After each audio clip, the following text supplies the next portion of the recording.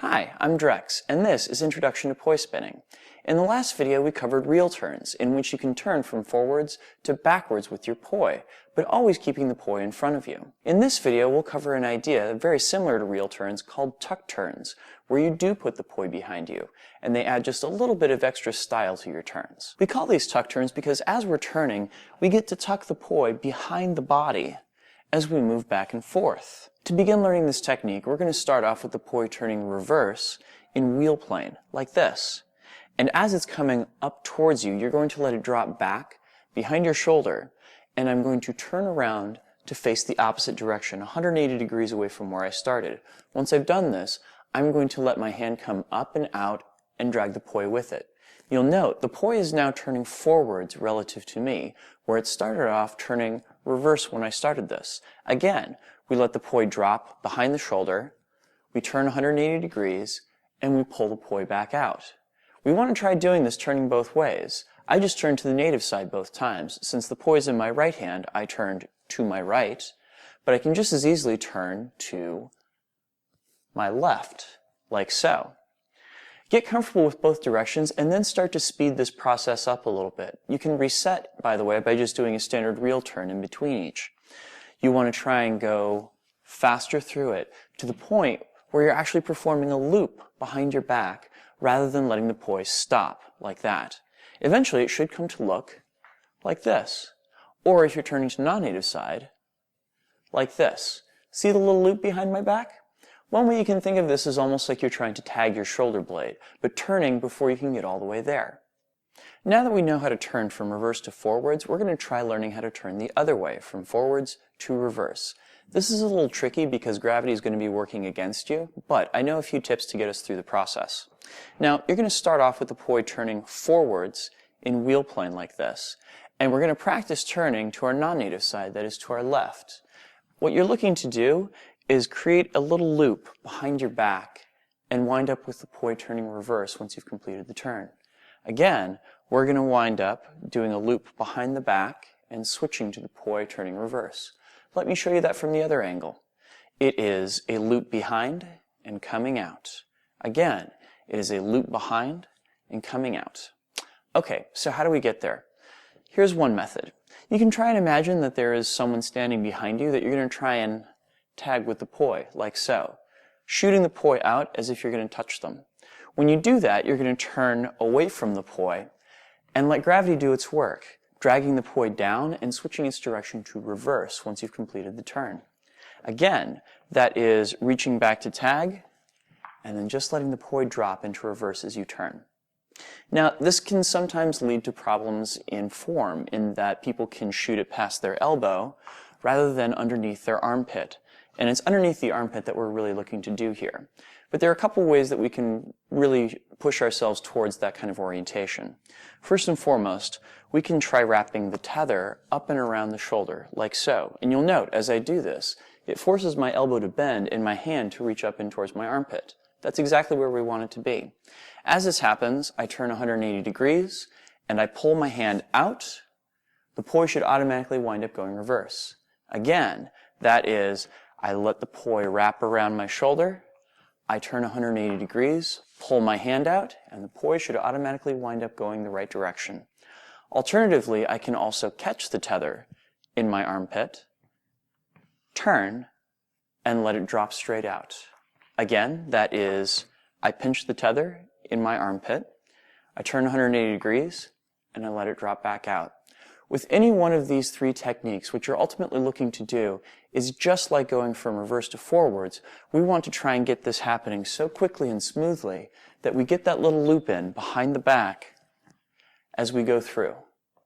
You'll want to start this off, of course, doing it in slow motion, whether it be your wrap, or whether it be your pinch, or whether it be your tag. But ultimately work to a place where you can do it as one smooth, continuous motion. You'll also want to try practicing this turning in both the native direction and the non-native direction. I've been turning the non-native direction the entire time. That is, with my poi in my right hand, I've been turning to my left. You should also try turning to your right. This will be really important when we get to using both hands with this move. Again, you want to imagine there's someone behind your back that you're trying to tag. like so, or wrapping the poi over your shoulder, turning, pulling your hand out, or pinching the tether, turning, and letting it drop. Either which way, again, the idea is that you want to try and get a loop in behind your back as you complete the turn. Here's what that looks like from the other angle.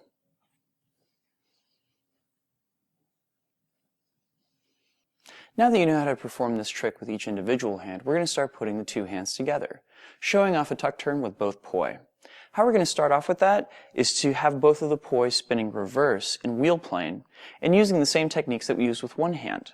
Namely, we're going to drop both of the poi back behind our shoulders, turn 180 degrees, pull them back out going forwards. Again, let's reset with a reel. We drop behind the shoulders, turn 180 degrees, and pull the hands and poi straight back out.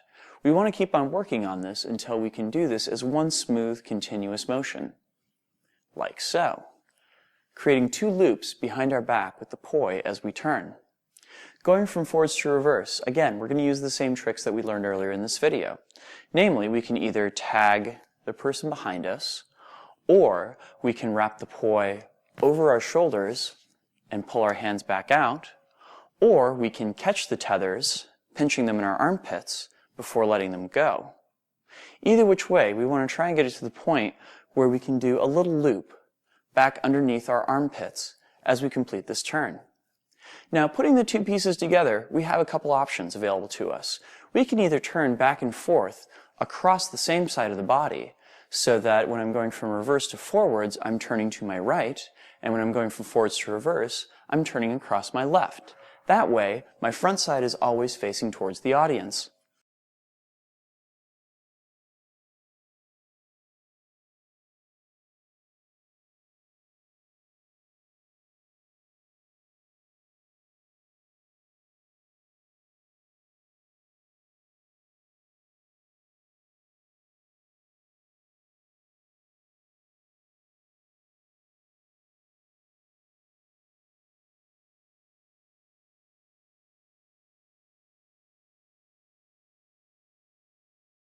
Alternately, we could also do this as a 180-degree turn, where I could turn to my left and then again to my left if I wanted to, thus turning my body completely around as I execute this move. Whichever one you choose to do, use this same method in order to get there, being able to switch back and forth instantly between the two tucks. Start by doing 1, 2, 3, 4 beats before tucking behind the shoulder blades. 1, 2, 3, 4 beats before tucking underneath the armpits. 1, 2, 3 behind the shoulders. 1, 2, 3 behind the armpits. And work your way down to 1, 2, 1, 2, 1, 1, and then try and see if you can go directly back and forth between them, thinking armpits, shoulders, armpits, shoulders, armpits, shoulders. When you get to this point, it creates a very, very, very cool move for your audience, where you seem to be passing the poi back and forth in front of yourself and behind yourself. And again, you can either do it turning completely around, or keeping the same side of yourself facing the audience the entire time. We can also learn this trick in the other 3 timing and direction combinations. For example, in split time same direction. This will, however, require that we change slightly how we're thinking about where the tucks happen. Let me show you what I mean. When going back and forth between the two sides, I have to pick one and then the other hand to do a tuck. For example, when going from reverse to forwards, I go left first, then right. The two are staggered. When I want to go back the other direction, the easiest way for me to do it is to go right, then left. You'll note the directions that I'm turning in, I'm always choosing whichever poi is in the side that I'm turning away from to tuck first. For example, when I turn to my left, my right hand poi tucks first. When I turn to my right, it's my left hand poi that tucks first.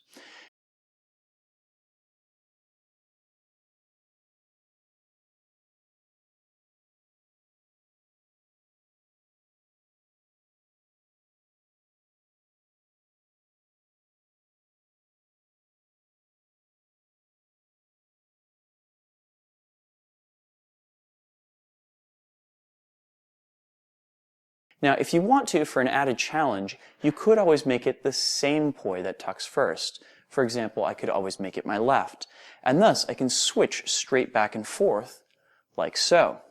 The problem here is that both of the poi wind up behind my back at the same time as I'm going from forwards to reverse, so be very careful with your planes here to avoid any kind of tangles. Performing these turns in split time opposites is really fun because it allows you to do both the shoulder blade as well as the armpit tuck at the same time. For example, I'm starting off with my right hand going reverse, my left hand forwards, and as I turn, my right hand is going to tuck behind my shoulder blade and my left hand is going to tuck underneath my armpit. I'm going to switch it up now so that my left hand goes shoulder blade, right hand armpit, going back and forth like so.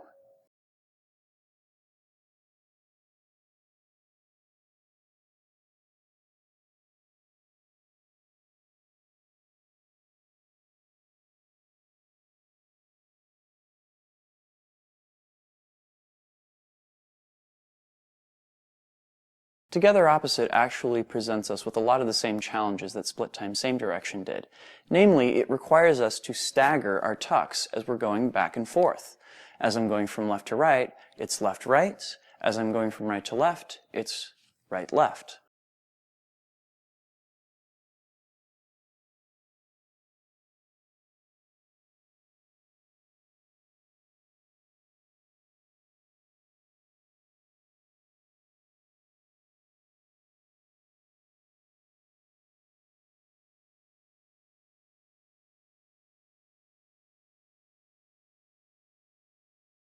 One thing that we can do here that actually has really interesting results is we can agree to not tuck one of our hands as we're going across. Say I can decide to only tuck the hand that's going over my shoulder, like so. Or, one that I personally prefer, I can choose only to tuck the poi that's going under my shoulder, in my armpit, like so.